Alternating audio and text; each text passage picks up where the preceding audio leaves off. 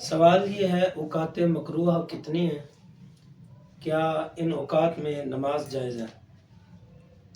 علماء فرماتے ہیں 3 وقت ایسے ہیں جن میں کسی قسم کی عبادت کرنا مکروہ ہے۔ ایک طلوع آفتاب کے وقت، دوسرا غروب آفتاب کے وقت، اور تیسرا نصف نہار کا وقت۔ ان اوقات میں قسم قسم کی فرض نماز، نفل نماز، واجب نماز، ہر قسم کا سجدہ تلاوت، تمام عبادات ان اوقات میں کرنا مکروہ تحریمی ہے۔ حتیٰ کہ قرآن پاک کی تلاوت بھی ان اوقات میں نہیں کرنی چاہیے۔ ہاں البتہ ذکر اذکار وغیرہ تسبیحات وغیرہ پڑھنا جائز ہے۔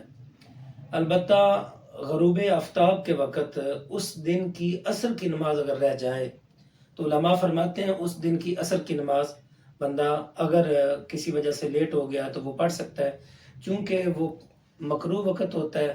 تو مکروہ وقت میں جو اس پہ نماز فرض ہوئی ہے اسی دن کی عصر کی نماز، تو وہ اسی دن میں پڑھ سکتا ہے۔ لیکن اتنا یاد رکھے جان بوجھ کے نماز میں تاخیر نہیں کرنی چاہیے۔ علماء فرماتے ہیں کہ حدیث پاک میں آتا ہے ایسے شخص کو جو عصر کی نماز جان بوجھ کر مکروہ وقت میں پڑھتا ہے اسے منافق قرار دیا گیا ہے۔